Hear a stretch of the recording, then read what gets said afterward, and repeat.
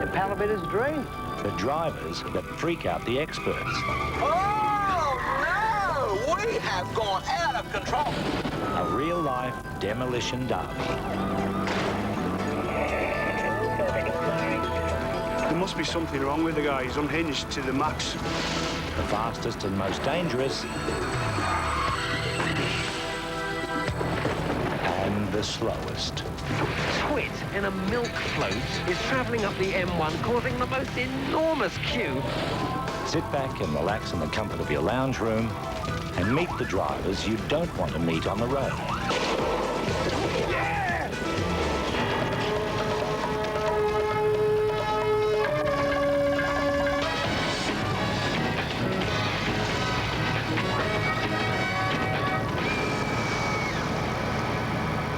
Hello, and welcome to Drivers from Hell, the show where it all happens behind the wheel.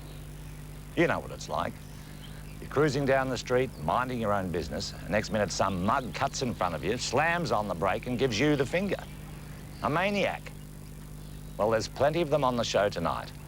By the time we've finished, you'll start to wonder why you ever bought a car. So buckle your seatbelts. It's going to be a bumpy night. Just check out this bloke on the freeway. Until busted by the camera, he's been steering with his feet and playing the trumpet at more than 100 kilometers an hour. And watch this Land Rover. Its driver decides to go off-road, not realizing there's a police car behind him. Oh, yes, well, that's good enough evidence. That's good enough evidence. That's what you can. There are heaps of bad drivers in Australia, but here's something you didn't know. They all wear glasses, and they're all called Nathan. Tonight, we'll meet just two of them. Nathan number one is a Sydney driver with one small problem. He can't drive. I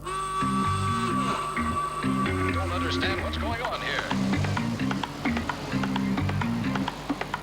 Don't understand what's going on. I would say he's a mad driver. Yes, I would.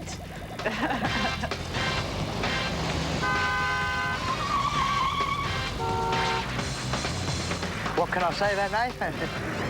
It's a Palabitter's dream. If you ever have a car accident, look for this face. It could be the last thing you see before you lose consciousness.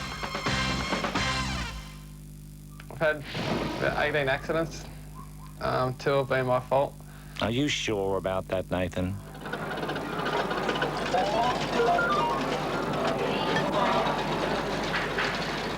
Nathan Green tends the bar at an RSL club in Sydney, where his reputation as a bad driver precedes him.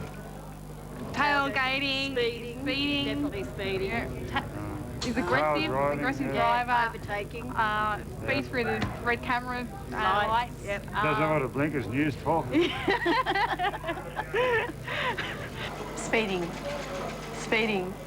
Definitely. Speeding. I think he just has a lot of bad luck. That's all you can say. He's terrific. For our business, anyway. So we're going to head tonight, mate. What do you reckon, mate? When he's bundied off, it's time to hit the road. What do you reckon about? Cross? Our onboard cameras should reveal just who is the problem driver, Nathan or everyone else. I've never been in the car with Nathan before, and I didn't feel too bad about it until I've heard what everyone else has said, and now I'm pretty much crapping myself. So we'll just have to wait and see what happens, I guess. I just hope he doesn't crash.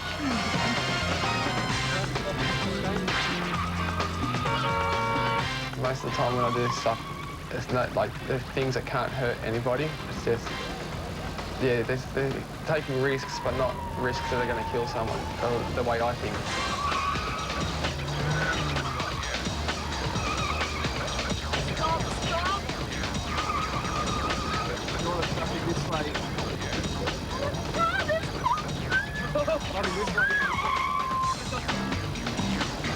Car is, sorry. No, I wouldn't say I'm the worst, but Oh, no, I wouldn't even be close to the worst. I've seen a fair few idiots out there, but I'll be up there somewhere. What the are you doing? You have got no... Anyhow, bro, mate, you can fit a semi through that gap. I just take too many risks on the road. That's it. It's just straight out. Just too many risks, and a couple of people have told me I just got to start thinking, but I just don't think it's in the car, and whatever happens, happens. Watch out. Say didn't see blinking lights. Out! It's just the way I live my life. Stop it!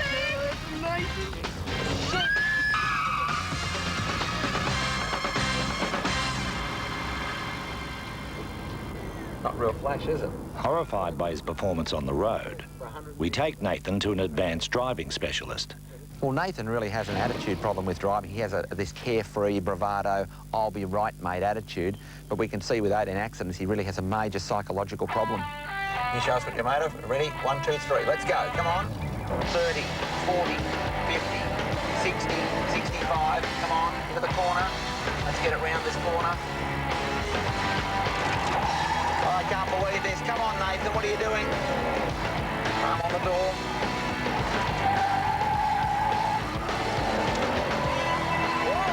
It soon becomes crystal clear just how bad a driver he really is. Come on, into the corner.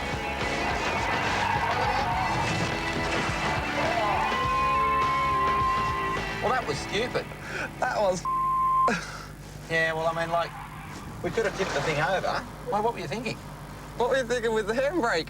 What? Coming in there at the speed you're going at? You come in there like about 90... Too fast, was it? Oh, well, we're going nowhere. It's the first of many crashes Nathan would have that day. Oh, Nathan's all over the road, one hand on the wheel. Oh, my God, we're off the road again. Whoa! Oh, we have gone out of control. Bring it up to the garage. How many runs did we have? 10. How many crashes? 9.5. Oh, we've gone again. Oh, I don't believe it. Would you agree in saying, like, I mean, that's a lot of crashes for those runs? Yeah, I would, actually. You're a consistent crasher. Yep. So what are you going to do about it? Nothing like much I can do. What, you couldn't slow down a little? Oh! 80 Ks was maximum we got, and we crashed at 80 Ks. How would you be at 100? Probably dead. I think so. I think so too, yeah. Dead.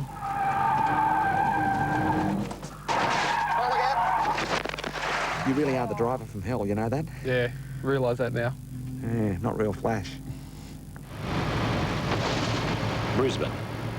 Police chase a runaway driver for 20 minutes.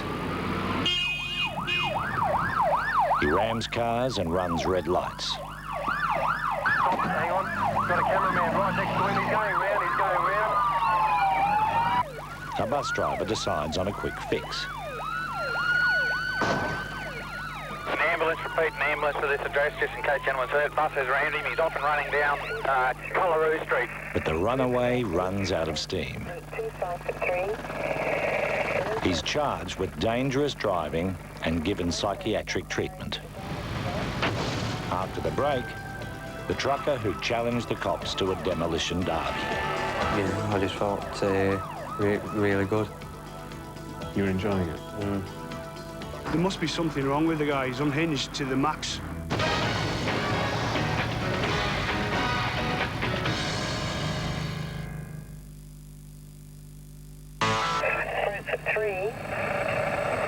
The driver of this Porsche borrowed it for a lot longer than the owner had expected.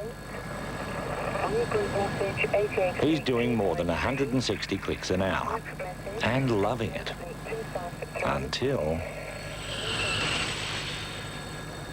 Amazingly, no one was seriously hurt. A level crossing in Britain. A train is coming. The barriers go down, and a driver chances his luck.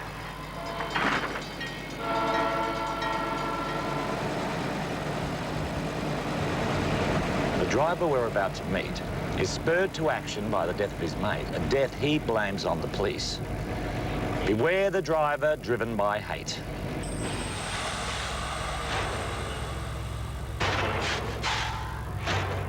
The cab of an articulated lorry weighs 8 tons. In the wrong hands, it's a lethal weapon. One night in Staffordshire, England, a lorry did get into the wrong hands. This footage was shot by a witness with a camcorder. It shows the aftermath of 5 hours of madness as the driver hunted for victims in what the police later dubbed the terror truck. So what were you trying to do? Well, just to ram as many police cars as I could. Well, about 10:30 at night, there was a telephone call in the force control room at Stafford to say that a lorry had been stolen and it had been seen driving up the motorway. A local patrol came across this vehicle and actually pulled it in. I waited till they were actually level to the back of the truck, and then I just let the clutch out, and he went into reverse. I hit that police car, but the driver of the police car tried to get back and to move it out of the way, and of course he got injured. Raybould drove off and was soon surrounded by a convoy of police cars, but he refused to stop. Instead, he drove off the motorway and headed into the town of Hanley. The only picture that was in my mind was my best mate, really. You know, like he was only 17. His best mate, a joyrider, had died in a car crash with the police on his tail. Raybould blamed them and he wanted revenge. Cameras in 2 police cars continued to film the night's insanity. It was quite clear that he was baiting police officers, and certainly in the town in Hanley, there was an incident where we got 5 or 6 members of the public vehicle stationary, and he saw a police Jaguar. So I tried to swerve on the pavement and go along the pavement, and I'd actually missed 2 cars in the queue. One pulled straight on the pavement, straight in front of me. So I hit him, pushed him into another one, pushed that into a police officer that was on foot, pushed that into a police Jaguar, and pushed them all down the street. I was so excited, you know, like the adrenaline going. I knew that they'd be injured. So you knew you were injuring police officers? Yeah. Midway through the evening, Raybould was filmed inspecting some of the damage he'd caused.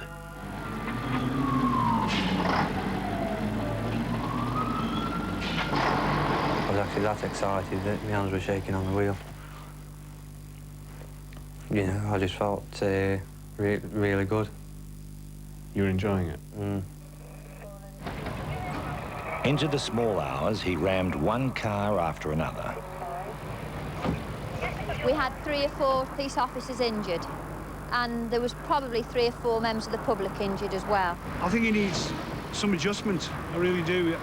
He needs to be put in some kind of institution and locked away for a long, long time, and to be reintroduced into society slowly. I really do. There must be something wrong with the guy. He's unhinged to the max. Eventually, at 3 a.m., with a 100-kilometre trail of destruction behind him, Raybould gave himself up. He was convicted of 11 offences and jailed for 16 months. Are you banned from driving a truck now? Yeah. How long for? 4 years. And when does that expire? This coming October. This coming October? Yeah. And then you can drive a truck again? Yeah. Will you? Yeah. Well. But not into police cars no more. Next, buckle up with Britain's most obnoxious driver. Yeah, I'm the best Grand Prix driver that England's never had, basically.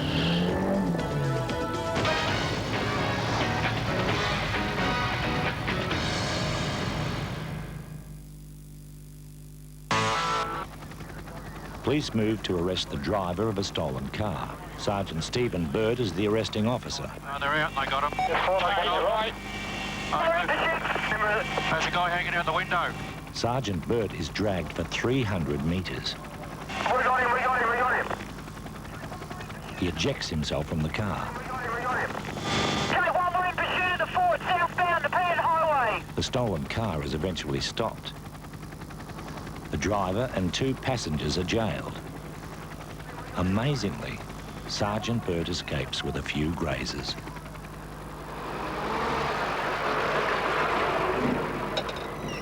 There's only one thing worse than a bad driver, and that's a bad driver who thinks he's good. Stephen Whittaker is many things, and in my opinion, none of them all that pleasant. But you judge for yourself. Seeing is believing. My driving's, I'd say, very good. Like Brian Clough's the best manager England never had. You know, I'm the best Grand Prix driver that England's never had, basically. Stephen Whittaker is 25 and works in a betting shop in West London. He's been driving for 7 years. I think everyone thinks they're the better driver. They think it, I know it. Yeah, sure. We gave Stephen the Nathan test, rigging his Rover with cameras and filming over 4 days so he'd start to forget about them. Meanwhile, we spoke to his family and colleagues. His overall driving is terrible. He's like heavy on the brakes, he wheel spins it everywhere. He puts the shits up, yeah? Shit him up. He drives right up people's arses. This bloke's arse. I don't give a shit. When he's overtaking, he's 6 foot wide of the cars. He doesn't drive normally. He's in and out, zigzags. It's just nightmare, nightmare. He's quite confident in his driving because he thinks he's the only one on the road. 60-mile-an-hour road and he's doing 35. What a wanker. You know what I mean? He's there, and he's there, and Basically, Stephen's a very good driver. It's everybody else who's a bad driver. Wanker. And when you're actually in the car with him, you know, he's very verbal about everybody else's driving.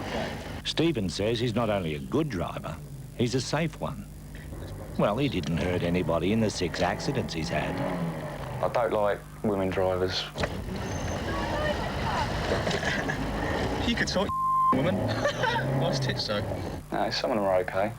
The ones that are pushing shopping trolleys around Tesco's, they're pretty good drivers, you know, behind their trolley.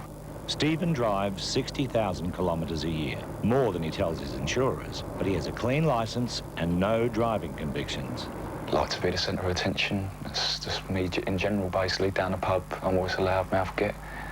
I'm always the one that knows everything about everyone and everything and stuff like that. Even at work as well. Eager to learn, like to be the centre of attention, just be top dog, you know, dog's bollocks sort of thing. In the 4 days we filmed him, Stephen gave 112 people a piece of his mind and swore at drivers on an average once every 4 minutes. What do you say to people who don't rate your driving? Don't come in my car next time. You know, if you don't like the Steve's taxi service, shouldn't be in my car. Caravans. Wankers. Look, 4 in a row. 5 it. Oh, bollocks. 6. That's 7.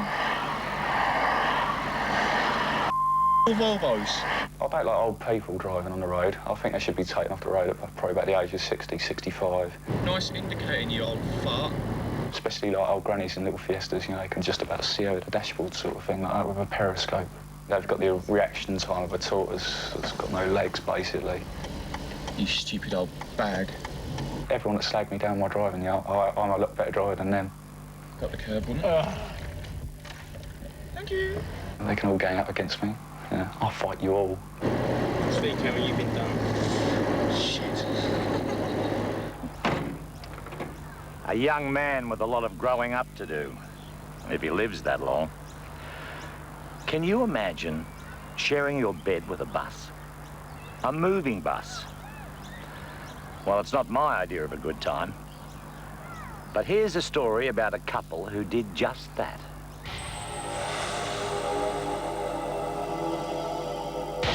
The peaceful village of Wyndham in Britain. This bungalow belongs to Maureen and John Whiterod, a housewife and a telephone engineer approaching retirement. We're looking for a place to retire in, and we found this, and we thought, you know, this has got plenty of character, and it's got a nice garden, and we spent 6 years renovating it. A couple of years ago, on Valentine's Day, they would get a rude awakening from their tranquil lifestyle. you went to bed because you had the flu. And you watched the football on the telly. You moved the telly over there so you could watch the football. That's right. I mean, I can just distinctly remember, really. It was Aston Villa playing in a European Cup game. Meanwhile, nearly 200 kilometres away, a bus driver had just collected a 46-seater to start his night shift. I left Heathrow. I was driving down to Norwich. It was kind of a cold night with a bit of ground frost. It was cloudy.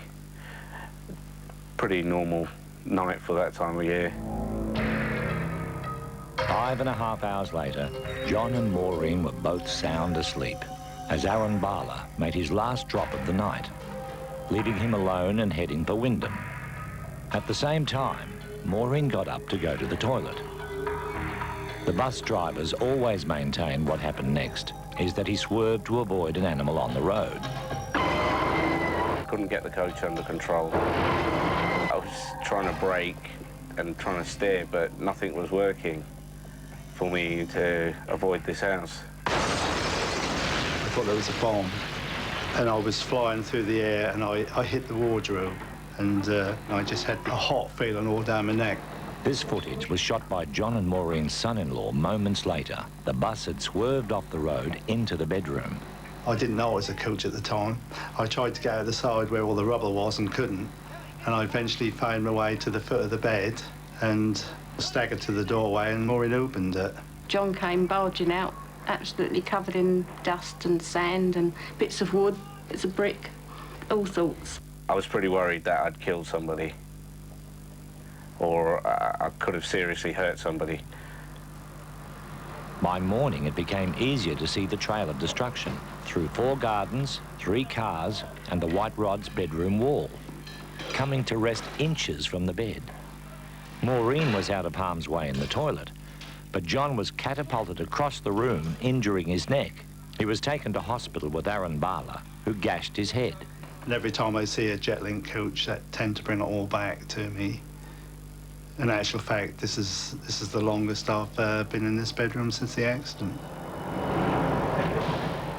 Aaron Bala was fined $150 and lost 5 points for driving without due care and attention. I'm really lucky, the luckiest person alive, really, to have a coach in bed with him. There's not many people that can say that. Not going to the toilet at the same time as Maureen. Later on Drivers from Hell, the smell of burning rubber. But next, Nathan number 2. Everyone has accidents, but I just seem to have a lot.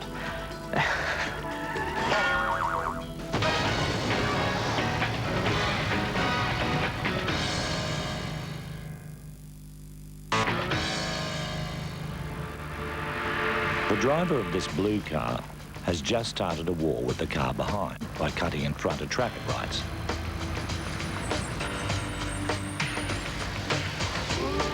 The first missile is launched. This is how road rage starts. Another battle. The white van cuts in at the last minute. And you guessed it, the green car's got to retaliate.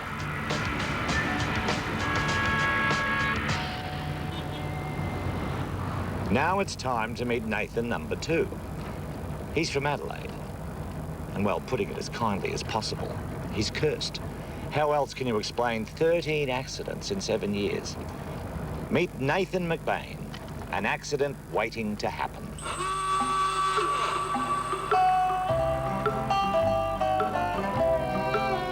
I got my licence the week after my 17th birthday on my second attempt. The first attempt I failed.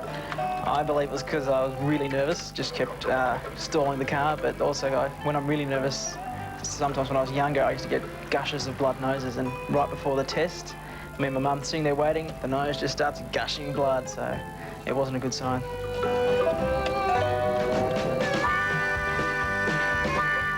The very first accident happened in '93 in Broken Hill, driving in a 2-lane stretch. Thought the other car was getting a little bit too close, so slammed the brakes on, probably a little bit too hard, lost control of the car, spun one way, so I tried to correct and overcorrected, and he ended up slamming into a wall. Mum and Dad on the scene, police on the scene. It wasn't pretty. Accident number 2. A week after getting the car out of repairs, dropped a friend off at a car park, very dark car park, and there's a mysterious garden spike in their car park. Scrape along the side of the car. Didn't tell Mum about that one, kept that quiet. Accident number 3, driving in the country, hit a kangaroo. Dad always said that if you're going to hit a kangaroo, always slam the brakes on and go straight for it. Don't try and turn or don't try and avoid it, otherwise you end up rolling the car. So, wham, hit the kangaroo. Thankfully, not much damage, only had a busted light, and the kangaroo, he even hopped away, so that wasn't too bad. Accident number 4 happened on the day that I bought a new light to replace the one the kangaroo broke. And I just reversed out from a car park, and the woman right next to me, she reversed out as well, but she reversed right into the car. I remember sitting there just watching her come out. She came out pretty fast, and I remember honking on the horn, just watching her come back and just going, just hoping she'd hear, but nah, she kept on coming.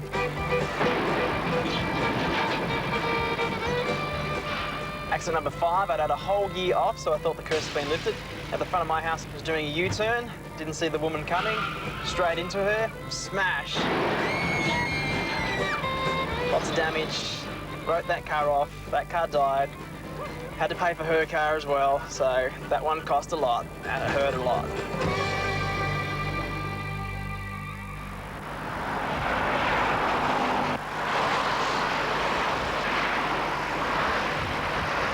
Accident number 6 happened here in the city of Adelaide. Got rear-ended, and the guy proved very difficult to get the money out of, but eventually he did cough up, so it didn't cost me a cent. Accident number 7, a bit of an unusual one. Pulled up at an intersection. Next thing I know, bam, kid flying across the bonnet. He was riding his bike down the hill where I lived. He decided he wouldn't stop where the footpath ended and keep going through the road. And collected me on the way, and I collected him. He had a busted knee, a bit of a busted bike.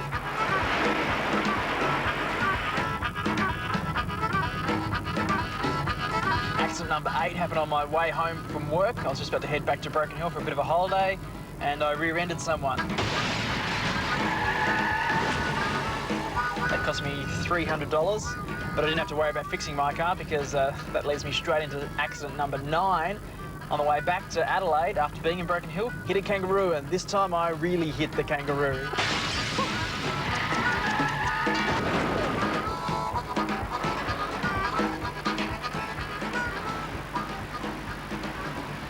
For a while there, I thought it was just the cars that I own that had the curse, but it's not just that. It seems to be when I drive other people's car, the curse goes with me.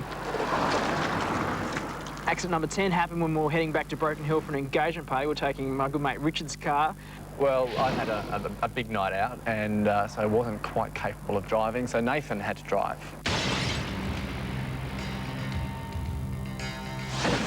We were going through an intersection that the light was had just turned orange, so we went through, but unfortunately someone was turning right across from us. We sort of collected her, and not satisfied with just one car, we pushed that into another one. Well, I won't let him back into my car, whatever. He thinks he's a pretty good driver, but he just has no idea. He hasn't got a clue.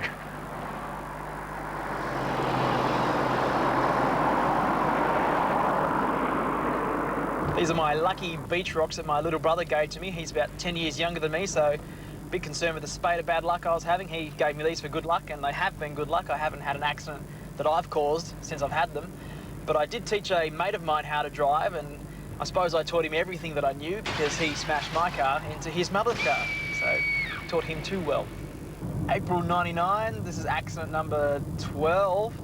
I got rear-ended again. This time I wasn't even moving. I was completely stationary, and boom! I was like, where did that come from? And then ended up costing about $1,000, but I didn't have to pay for that one. The last one to date so far, number 13, happened in my parents' car. They left the car with me when they went away, so I took the car out one night, putting it back in the garage. Big scratch down the side. And the plan was to get it fixed before they came back, so they'd never know, but they came back early and I had to tell them.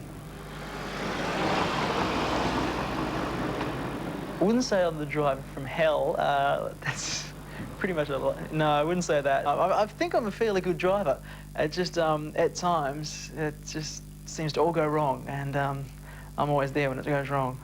Everyone has accidents, but I just seem to have a lot. Yeah.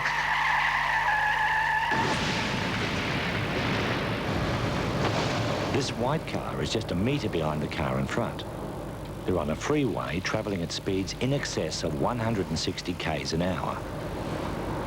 It looks like he's driving too close, but in fact, he's being towed. These two deserve a prize, I reckon. Dummkopfs of the Year. Still to come, Britain's slowest driver. I am all the time trying to keep below 25 miles an hour.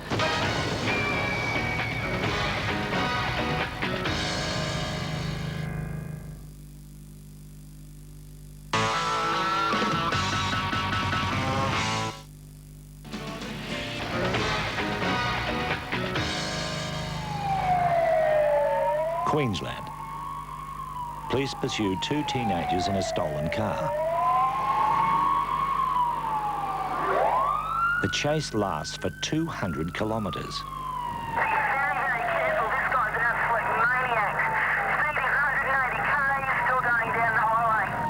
The boys throw toolboxes and petrol cans at the police.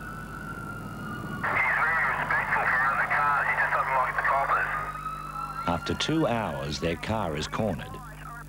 Just ran out of the road. And why did he do it?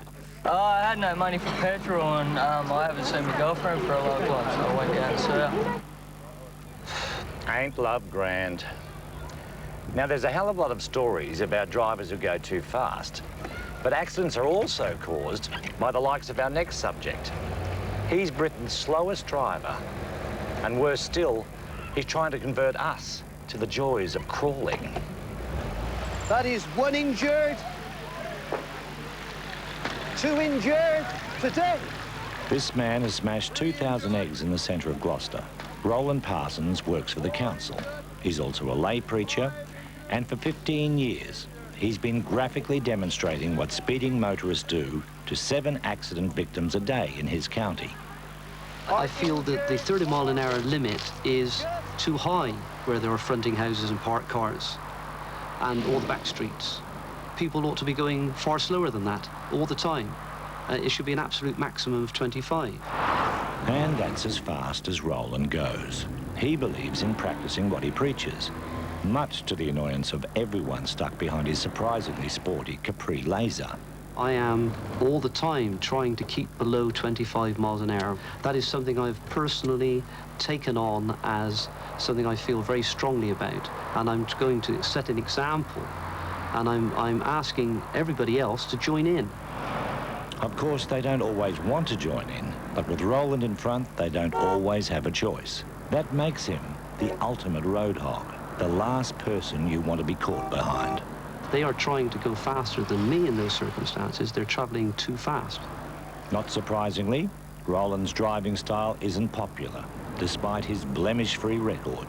Even the police lost patience and pulled him over. They said that they would consider doing me under the careless driving. So they're saying that when you're taking care, you're careless. There was no prosecution, and Roland continues his campaign. He says the Holy Spirit told him to do it, and he spreads the word all over Gloucester. The local primary school is an ideal place to teach drivers a lesson. It's on a busy road, and it also happens to be where the police stopped Roland for driving too slowly. I believe that driving is something you can perfect, and I am a perfectionist. I go for the best. And do you think you drive the best way? I believe with the knowledge and understanding I have, I hope to set an example to other people. While we're on the subject of slow-moving vehicles, I want you to meet Mario the milkman and his milk float. It's got a top speed of 8 k's an hour. One day last June, I came into work and one of my colleagues was off sick and they wanted me to cover this new route, which was unfamiliar to me. So I got loaded up and I had to look at the map to find out where I was going.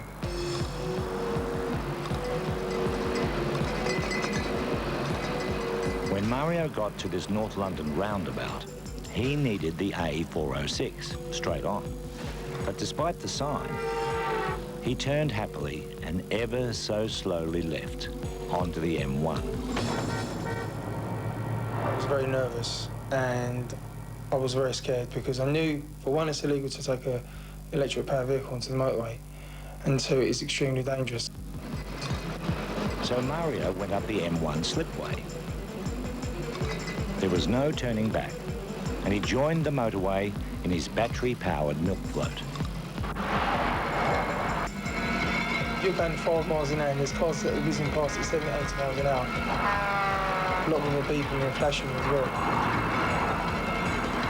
Mario claims he couldn't find an emergency phone, so instead of pulling over and waiting to be rescued, he came up with the brilliant plan of driving 8 k's up the motorway to the first exit.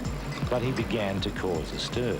A radio traffic reporter broadcast his stupidity to the whole of London. It's absolutely so stupid. This is what's happened. The M1 northbound between junctions 1 and junction 2, some twit in a milk float, yes, a milk float, is travelling up the M1 causing the most enormous queue. And the good news is, Mr. Milk Float driver, twit person, the police are on their way. They're going to give you such a smack, verbally, of course. The police did have words with Mario.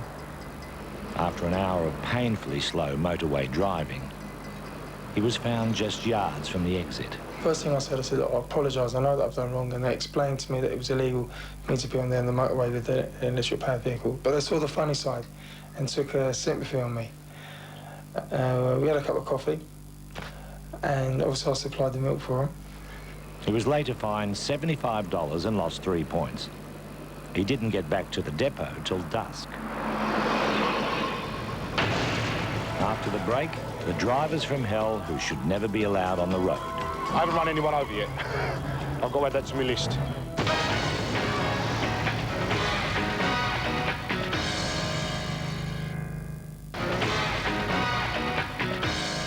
I was in my lorry coming back from Frankfurt, heading towards Gravesend in Kent, and I was on the M20, just gone round a slight left-hand bend, and it wouldn't straighten up. I went across the hard shoulder, through a set of gates, fencing, came back round again, hit the hard shoulder coming back on, and the lorry just split open all over the carriageway. And when the police arrived, they asked me what the brown stuff was coming out the back of my wagon, and I said, well, I think it's glue. And it was a disaster. The motorway was closed for 13 hours while workmen cleared up 3 tons of glue. Mick Scott was fined $500 and banned for a year. I'm standing at La Perouse in Sydney. What you can see here is Botany Bay, where Captain Cook and his crew first sailed in a couple of centuries ago. But between me and the bay is a scenic loop road. And in the late 1990s, it became Carhoon heaven. Every Sunday night for 9 months, they gathered here, hundreds of cars at a time, dropping clutches, burning rubber, and generally mouthing off. When residents complained, police tried handing out defect notices, but the rev heads didn't give a hoot. But then a brainwave. Someone came up with the bright idea of blocking the loop road with a gate. So they closed the boom every Sunday at nightfall. And guess what? It works. The hoons moved on. But back in the old country, they're not quite so smart. And the rev heads rule. A wet and windy Saturday night in Brighton. It's 10 o'clock, and mayhem is on the way. Within half an hour, this will be the scene. And the night will end in injury and arrest. The Brighton Cruise is a monthly event where enthusiasts gather with their souped-up cars to show off. This kind of thing happens up and down the country. This footage was shot in Oxford. It's 4 o'clock in the morning and a gang is putting a stolen car through its paces.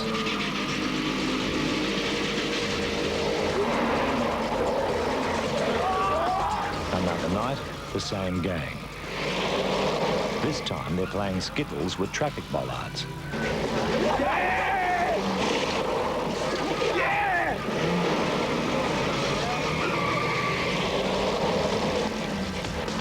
Back in Brighton, things are hotting up.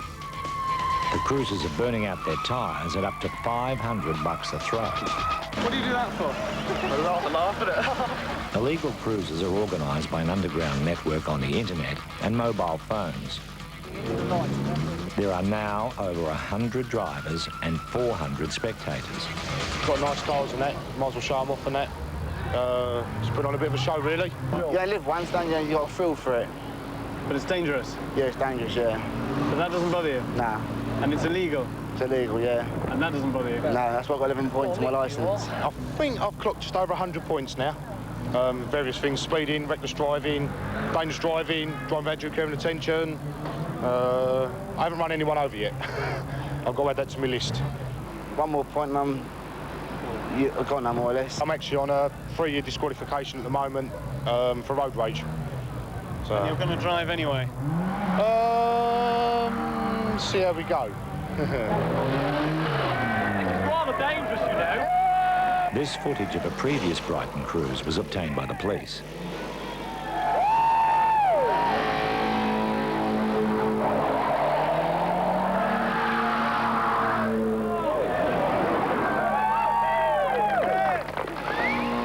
By 11 o'clock, the same antics are on display at tonight's cruise.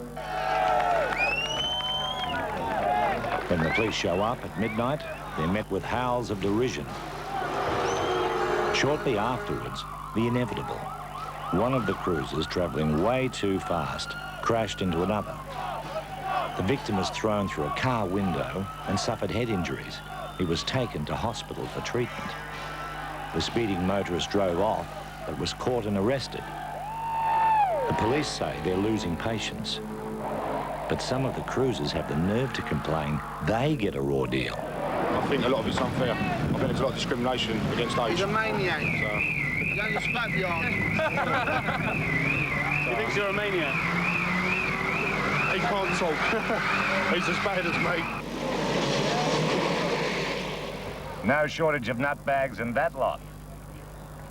Now, if you know a driver from hell, or you fall into that category yourself, why not drop us a line? You can write to us, Channel 7, Mobbs Lane, Epping, New South Wales, 2121, or email us, hellstories@7.com.au.